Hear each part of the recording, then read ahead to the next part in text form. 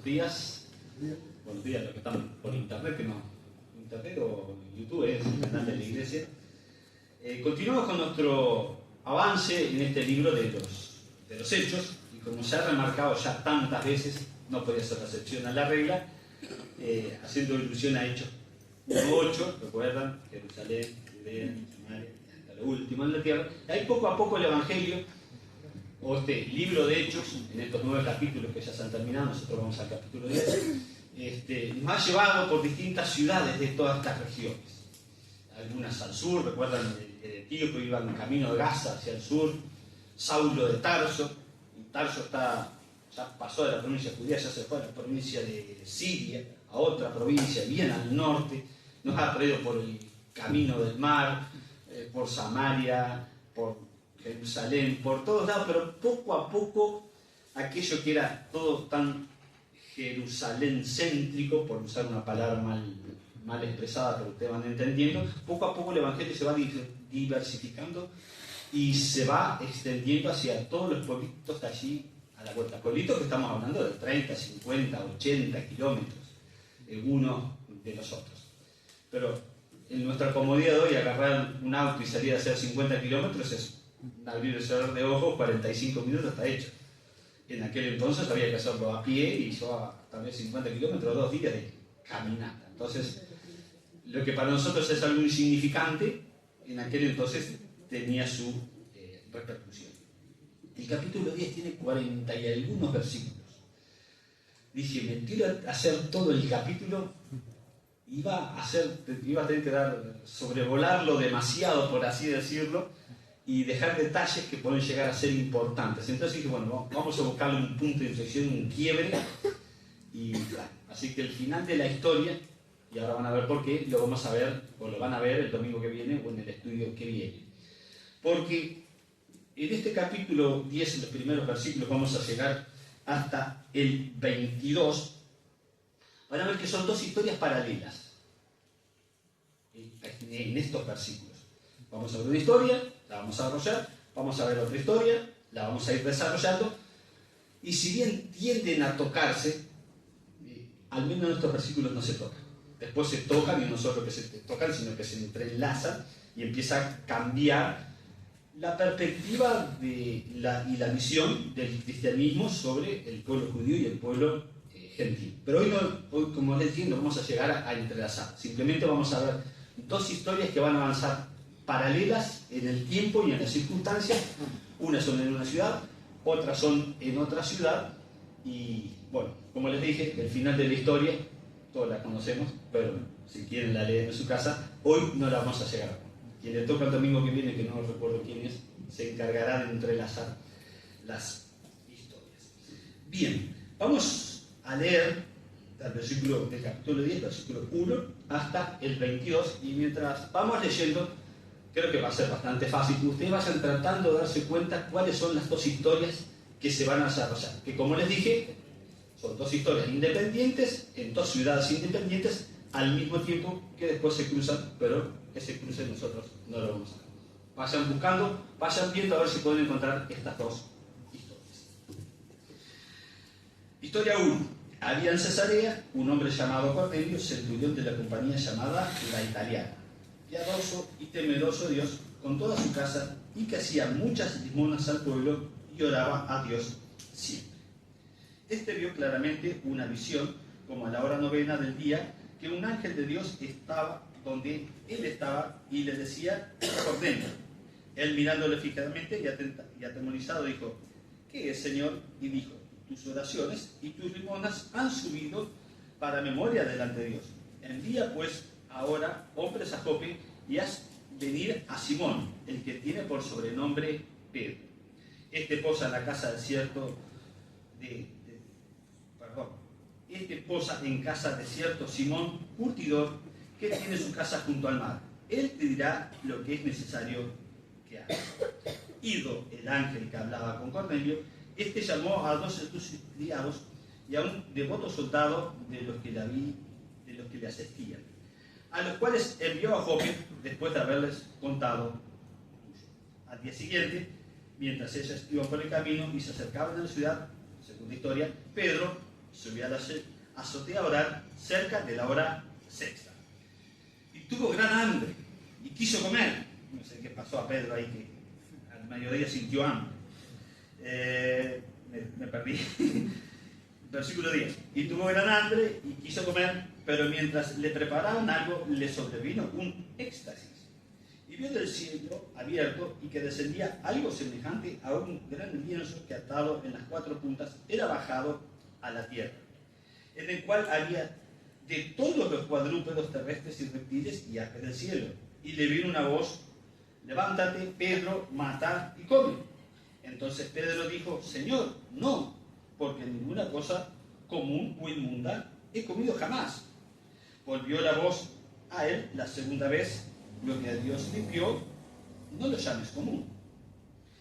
Esto se hizo 3 veces y aquel lienzo volvió a ser recogido en el cielo. Y mientras Pedro estaba perplejo dentro de sí sobre lo que significaba la visión que había visto, y aquí los hombres que habían sido enviados por Cornelio, los cuales, preguntando por la casa de Simón, llegaron a la puerta. Y llamando preguntaron si moraba allí un Simón que tenía por sobrenombre Pedro. Y mientras Pedro pensaba en la visión, le dijo el Espíritu: he aquí 3 hombres te buscan. Levántate pues y desciende, y no dudes en ir con ellos, porque yo los he enviado. Entonces Pedro, descendiendo donde estaban los hombres que fueron enviados por Cornelio, les dijo: he aquí, yo soy el que buscáis.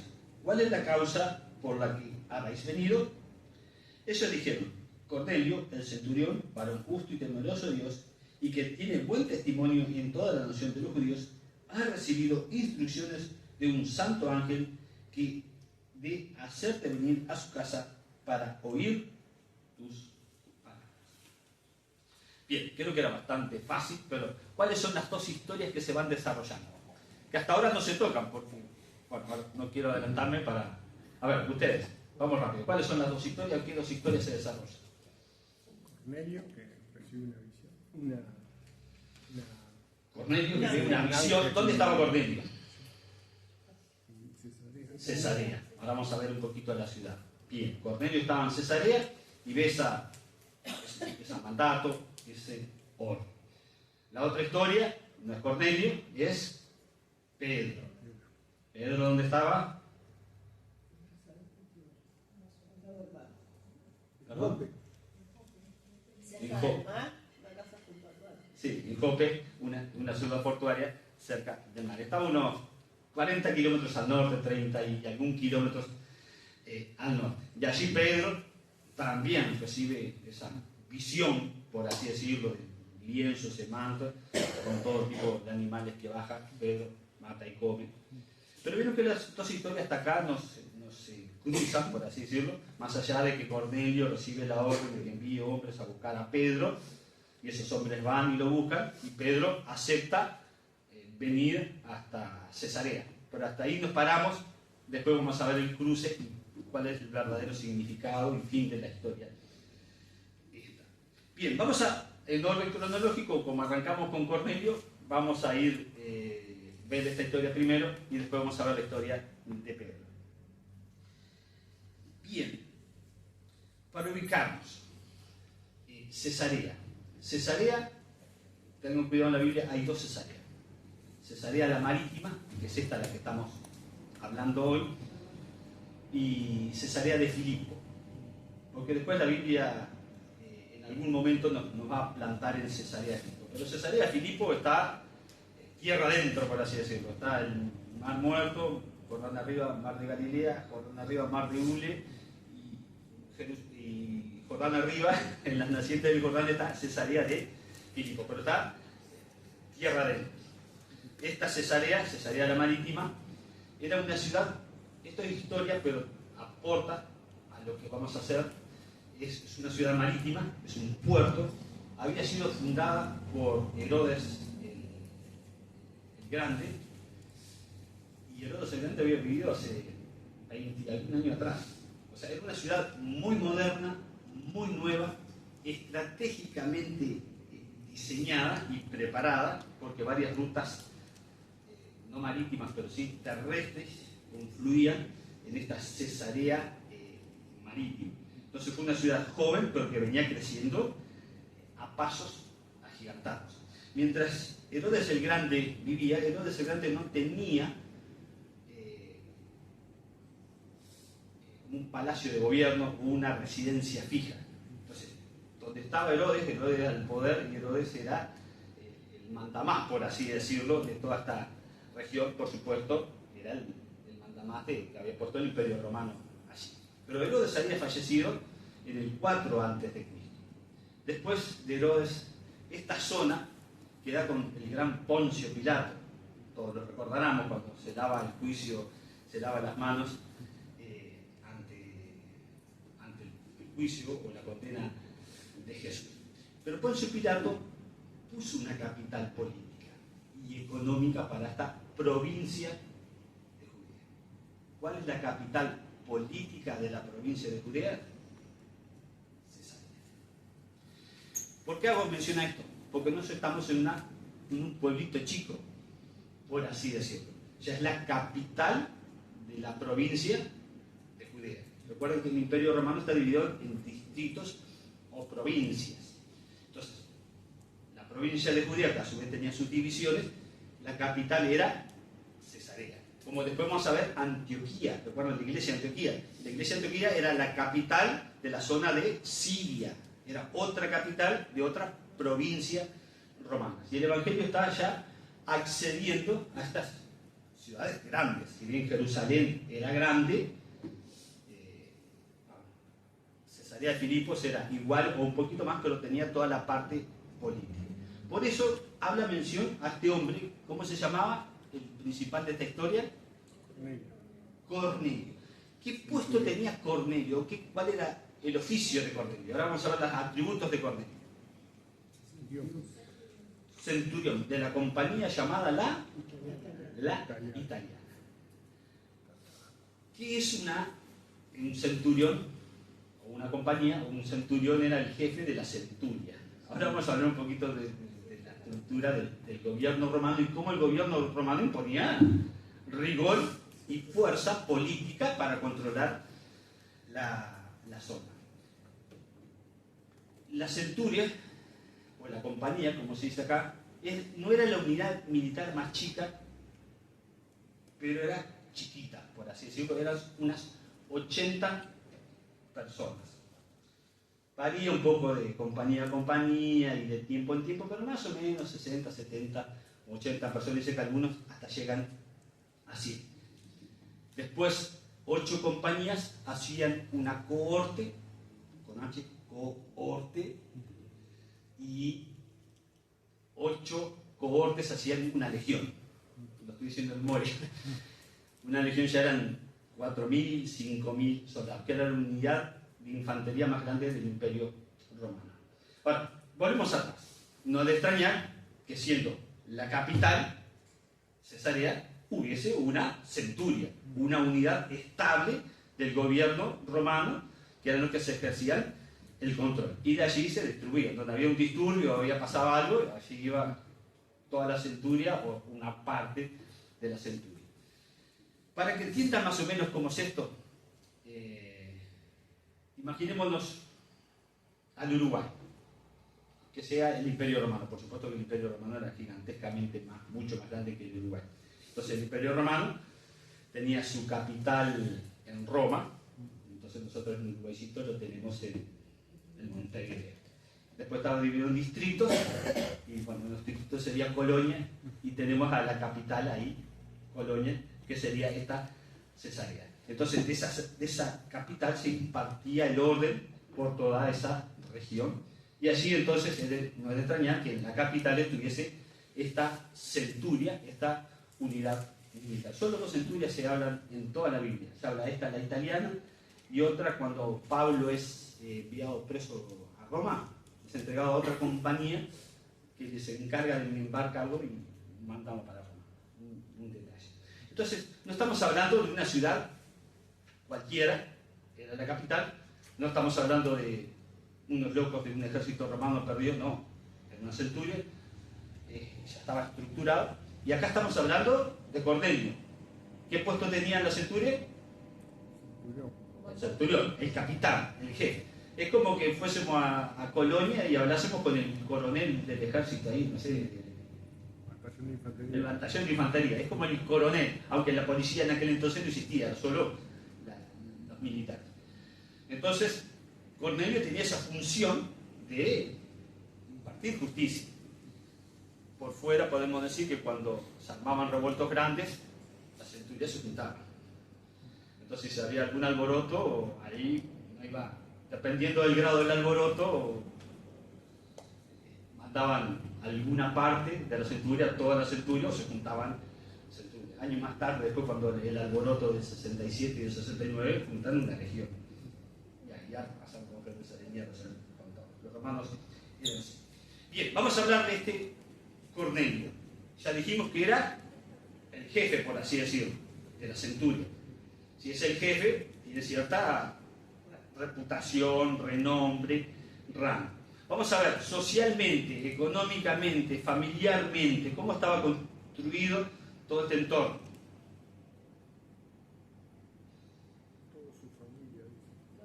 Tenía familia, su casa, sus familias. Bien, algunos datos más. Ah, ¿perdón? Ahora, vos para dar limosna, ¿qué necesitas?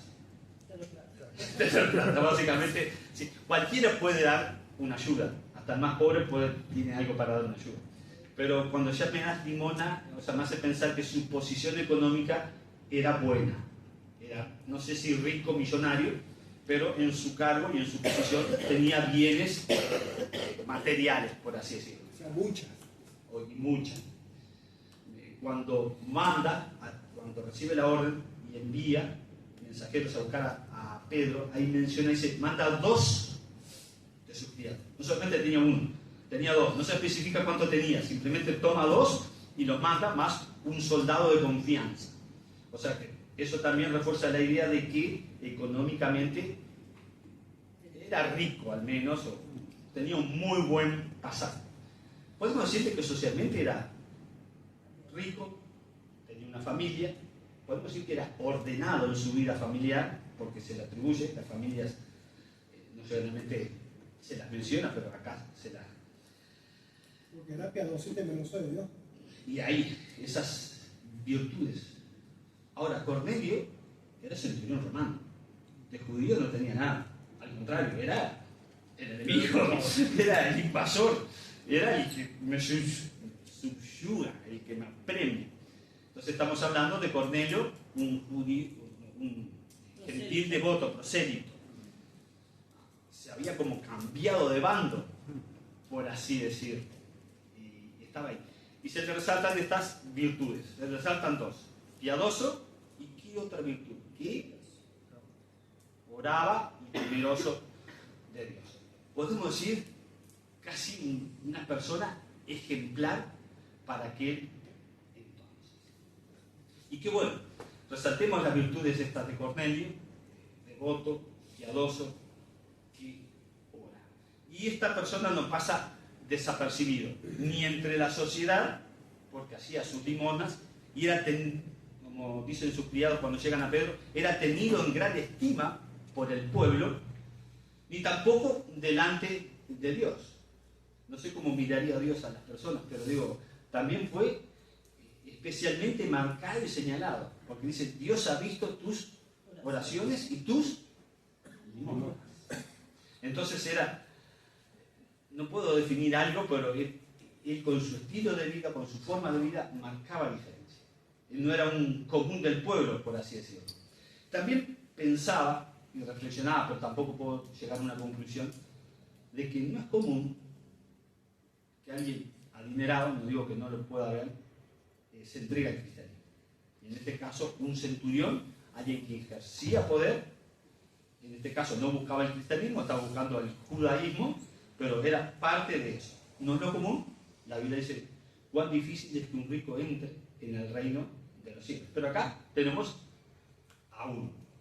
Como le dije, no voy a ver esta parte de la historia, el final, cuando Cornelio se convierte, pero sí, vamos a ir allanando el terreno para quien viene atrás lo haga. Muy bien, ya vimos lo diferente o lo distinto que era Cornelio, por así decirlo, del común de la gente, adinerado, rico, poderoso, con un cargo importante del gobierno, que al parecer hasta la compañía lo respetaba, o sea que había ejercido bien el cargo que estaba en las legiones romanas, en las cohortes romanas, y también acá en esta centuria. Los soldados se tenían que ganar el puesto. No existía el puesto a dedo, por así decirlo. Arrancaba de soldado raso, de peón raso, y ahí te ibas ganando el respeto, la confianza y también las habilidades para gobernar, y ahí vas ascendiendo hasta el jefe de la centuria. Estuve buscando un poquito más, dice que esta zona era bastante tranquila, entonces los veteranos de guerra, por así decirlo, como premio antes de su jubilación, no existía la jubilación, pero premio, le daban una zona tranquila, por así decirlo, para que descansasen, por así decirlo, sus últimos años. Y esta se consideraba, esta compañía italiana era los veteranos, por así decirlo, los soldados experimentados, los centuriones experimentados, que los mandaban como a disfrutar su jubilación anticipada por la tranquilidad de la zona. Pero él mezclaba su vida de trabajo, su vida política, también con su parte espiritual. Y ahí va haciendo una serie de equilibrios entre sus oraciones, sus limonas y su devoción a este devoto del judaísmo. Bien, ¿qué le pasó a este pobre Cornelio? Pobre no, pobre se me escapó, era rico, pero esta persona de Cornelio. ¿Qué le pasó? Perdón, fuerte que no la... Tuvo una visión. Tuvo una visión. ¿En qué consistía esta visión? Un ángel. Un ángel del Señor. Traté de pensar cuál es la diferencia entre una persona común y un ángel. Y vos, es fácil. Pero, o sea, físicamente, ¿cómo diferencias a un ángel de una persona común? Como que resplandece su imagen. Dicen que sí. Yo nunca he visto un ángel, pero dicen que resplandece. No sé su presencia, su vestidura, no se especifica, pero algo fue que enseguida Cornelio se dio cuenta. El que estoy acá delante mío no es una persona, es un ángel. Este ángel le da una orden específica. Versículo 4, ya se me saltó un punto. ¿Qué le pasó a Cornelio cuando ve el ángel? Se asusta. Ahora, un guerrero experimentado, de una vida de combate, que arrancó de soldado raso, llegó a jefe, ¿se asustaría por un Goliat que tenga enfrente? No, la lógica me dice que no. Ahora, ¿qué rodeaba a este ángel? ¿O qué era de espectacular su presencia? No sé si su altura, su vestidura o qué, que a un soldado experimentado, jefe de una centuria, lo hizo retroceder. Yo creo que ahí él reconoció enseguida que ese ángel era de Dios. También. Dice. Sí, bien, pero esto, te entiendo, pero digo, es como, no sé, como Por ejemplo, vos- Moisés, un ratico, poco tiempo que tenía recibiendo la ley, llegaba resplandeciente. Imagínate los ángeles que viven con Dios. Entonces, por ahí una luz de que una persona claro, no, como sí, la Biblia no lo especifica, toda conjetura es buena, pero nada es concluyente tampoco. luz. Puede ser el resplandor, su presencia, no sé, su aspecto, sus ojos, su cara, en fin. Pero lo notorio es que hasta un experimentado guerrero retrocedió para atrás. Bien, yo creo que cualquiera de nosotros, si vemos un ángel Señor se para acá, algo íbamos a hacer. Y no atropellar para adelante y defendernos. Bien.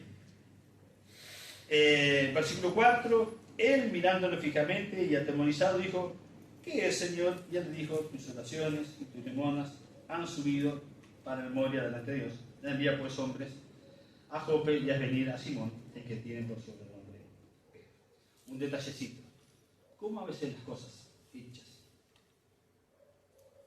en oculto, por así decirlo, para el Señor no están en oculto? Yo creo que este centurión no se paraba en la puerta de la casa y tiraba monedas para que todo el pueblo la viese.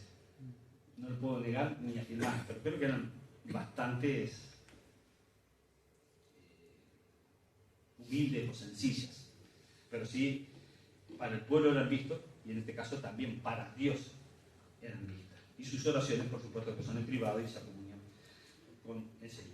Después que este centurión recibe la orden, ¿qué hace? Se asusta, se mete en su casa, la tranca, y acá no pasó nada, y voy a tratar de que esto pase desapercibido. ¿O qué hizo?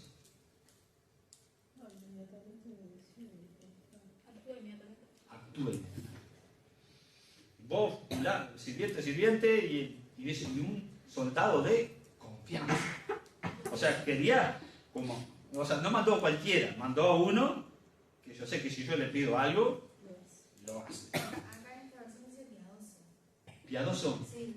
¿Soldado piadoso? Sí. Bien. Pero más o menos es el mismo concepto. Era como que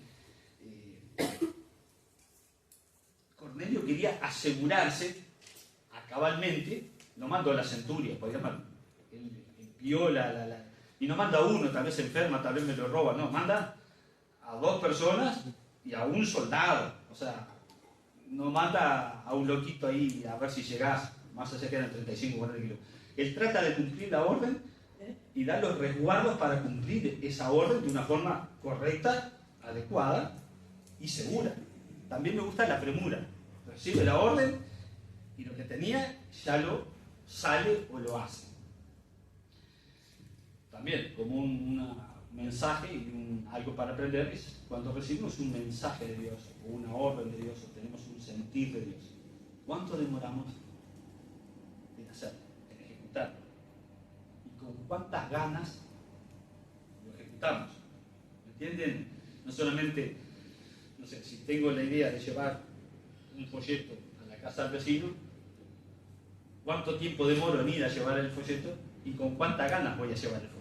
Yo creo que acá este centurión reúne esas 2 condiciones: la premura y la importancia que le da a eso. Y entonces es un ejemplo a tener en cuenta de Cornelio, que lo podemos aplicar. Cuando recibimos una orden del Señor, un mandato del Señor, queremos hacer algo para el Señor, hagámoslo con ganas, hagámoslo con energía, con actitud, y el Señor también ve eso, como lo vimos en Cornelio, sus limonas y sus oraciones. Bien, hasta acá Cornelio, un gentil, de un rango alto político, de un rango alto económico, que recibe una visión y la cumple con prontitud y actitud. Vamos a ver la segunda historia. Como estas son historias que después se van a entrelazar, el final no se los puedo decir, o ustedes lo sabrán. Pero ahora vamos a ver las 2 historias paralelas y después el del domingo que viene se van a juntar. Tenemos a Pedro. Como dijimos, estaba en Jope, otra ciudad portuaria que está 30 y algún kilómetros más al norte. ¿Qué le pasa a este Pedro? Le ataca el hambre. Le ataca el hambre. Justo al mediodía. Traté de averiguar si más o menos los romanos comían como nosotros, desayuno, almuerzo, merienda y cena. No pude, porque era tanta lo que decían que no sé. Así que no sé si fue por coincidencia que era el mediodía o no, pero Pedro, ¿dónde estaba Pedro? Más allá que sabemos que estaba en Jope, dice que subió a una azotea y allí estaba orando y le vino gran hambre. Se ve que de alguna manera lo expresó a este sentir de hambre. Pegué el grito, oh, cocinar algo, che, que son las 12 del día. Pero estaba en la azotea, y ¿qué es lo que le pasa a Pedro?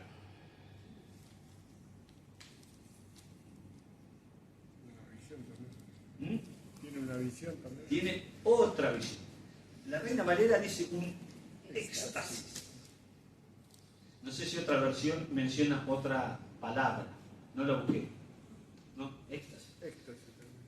Traté de ver que era un éxtasis, o tratar de darme cuenta que era un éxtasis. Y la verdad es que no encontré algo que pueda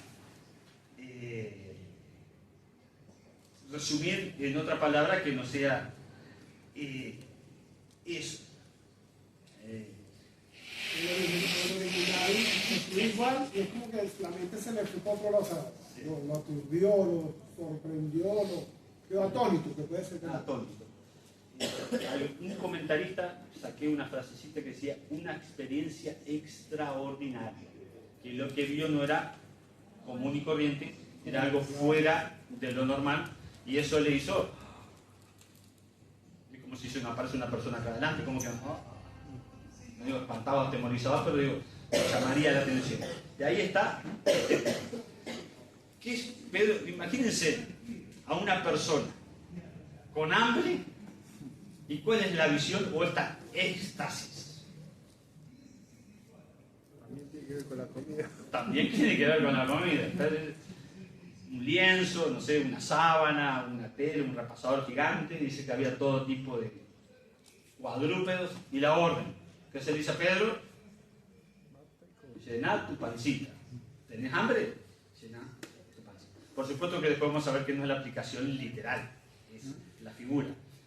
Mata y come. O sea, lo que Pedro estaba necesitando en ese momento, que era hambre, le estaba dando comida. La respuesta de Pedro, ¿cuál fue?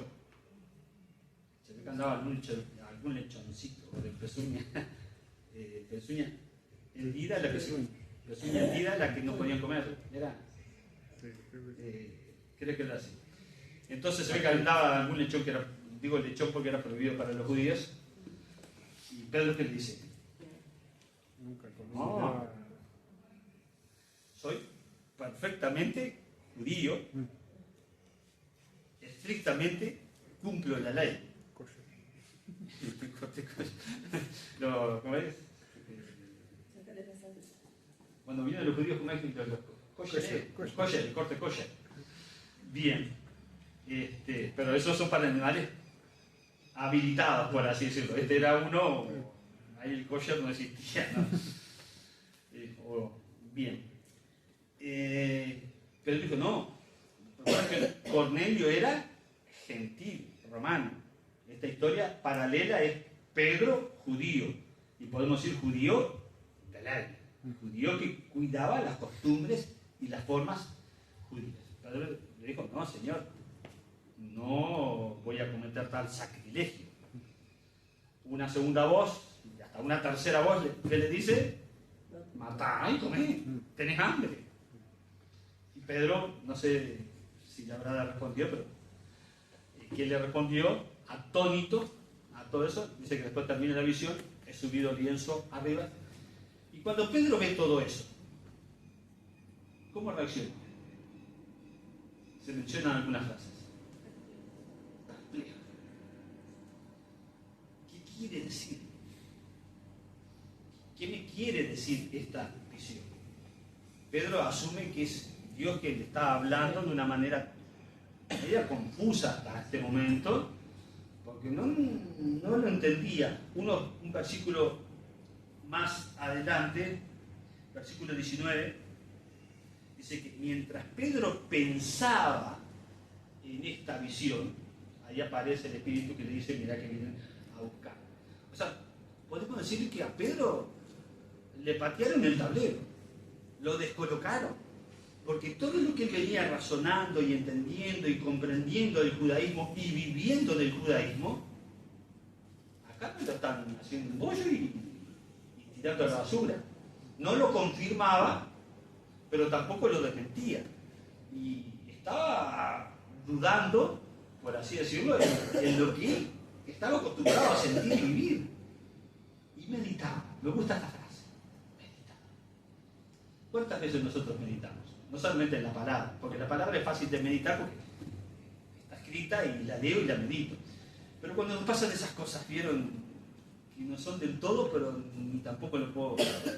Cuando pasan hechos, sucesos, a veces escuchando las noticias de Venezuela, y a veces cosas que pasan insólitas que solo Dios lo permite, y hay cosas que y a veces uno medita hasta dónde son los caminos del Señor y hasta dónde va el obrar del Señor, más allá de que tenemos frases genéricas que el Señor lo guía y lo puede y todo lo sabe y todo lo entiende y todo tiene un propósito.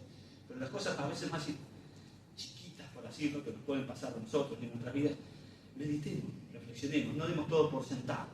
A A veces no digo que le vamos a encontrar una respuesta a todo, porque Pedro hasta acá estaba negado, o sea, le habían cruzado los cables y todo lo que venía él sabiendo de muchos años, se le estaba cayendo la fantería, se le estaban quemando los papeles. Y todavía yo digo, ¿cómo Pedro, después de estar 3 años con Cristo, escuchando sus enseñanzas, todavía seguía con esos cables medio cruzados? Puedo decir, no entendió. Y bueno, no sé cuántos años tendría Pedro a esta altura del partido, pero Sharon tendría muchos años de judaísmo y algunos de cristianismo. Y si Pedro todavía le faltaban aclarar varias ideas, y yo creo que todo este obrar, y después lo que vamos a ver el domingo, o van a ver el domingo que viene, va a ser el desencadenante de esto. Y casi este capítulo es la inflexión del progreso del Evangelio hacia el pueblo gentil. Si bien hasta ahora venimos avanzando en el pueblo gentil y con el pueblo gentil y muchas cosas, mucho se está centrando sobre el judaísmo. Para a partir de este momento se hace la inflexión y cambia, no lo digo, pero es la conclusión de este cruce de caminos entre Pedro y el centurión. Muy bien, las 3 personas recorrieron sus 35, 40 kilómetros, no sabemos si en un día o en 2 días. Llegan hasta Pedro, el Espíritu dice, bueno Pedro, mirá que te están golpeando la puerta abajo, no necesitas timbre, bajá que tenés 3 personas abajo que te están buscando. Rápidamente, ¿qué intercambio de palabras y idas y vueltas hacen Pedro y estos 3 personas? Estamos hablando del siglo 21, 22, 23. 23 no porque ya no te historia, pero 20, 21 y 22. Acá estoy. Acá estoy. Soy yo Pedro. Le puso el pecho a la mano. ¿Qué hace con estas personas? Le da hospedaje. Y la comida. Pobre Pedro, le estaban preparando la comida y toda esta visión le había retrasado su almuerzo del mediodía. Es común, nuevamente vuelvo a decir, en aquel entonces no se viajaba de noche, no se hacían guerras de noche, porque no había luces y cosas por el estilo. Solo se viajaba de día. Entonces, no sé cuántos días, si fue un día, 35 kilómetros de caminata, salieron rayando la luz del alba y ya estaban en el crepúsculo, por así decirlo, ya venían terminando la tarde. Entonces era normal que pasasen la noche. O si demoraron 2 días, bueno, descansar y salimos mañana temprano para Cesarea. Cualquiera de los, lo que hace Pedro, ofrecerle un hospedaje era algo muy común en aquella época y más tratándose de hermanos y hermandad. Y bueno, hasta acá llegamos. Pedro, atento, confundido, por un lado, porque todavía no había entendido la visión, los versículos siguientes la va a entender a la visión, meditaba y razonaba. Por el otro lado tenemos al Cornelio, el centurión, el poderoso políticamente, bien económicamente, piadoso, con una familia, ordenado, esperando algo que todavía para él no se sabe. Y bueno, el domingo que viene vamos a ver la conjunción y el final de estas 2 historias. Terminamos con la oración. Gracias a nuestro Dios por estos ejemplos que tenemos de ser piadosos, de ser generosos con nuestros bienes, con nuestras posesiones, como era Cornelio, una vida ordenada y también especial, porque aún siendo gentil, ya buscando dentro del judaísmo acercarse a Dios. Y por el otro lado tenemos a Pedro, apóstol, pero que también poco a poco tú le estás cambiando las ideas y mostrando una nueva verdad, de que habías unido a 2 pueblos, el judío y el gentil, en uno solo, y ya esa barrera estaba cayendo. Señor, gracias por estos ejemplos de meditar en tu palabra, retener en tu palabra, y Señor, sigo obrando así, mostrando qué quieres que nosotros hagamos. En este caso, tanto con un centurión como con un apóstol, mostrando claramente tus caminos y tus órdenes, y ellos obedeciendo. Así nosotros también que tomemos este ejemplo de servirte y obedecerte con prontitud, con todas nuestras fuerzas, con todas nuestras ganas, a cumplir la palabra y la tarea que tú nos has encomendado. Gracias por todo. ejemplos para concluir nuestro domingo que viene y tú sigues hablando y nosotros seguiremos meditando como Pedro en lo que tu palabra nos hace. Gracias te damos y pedimos esto en Cristo Jesús.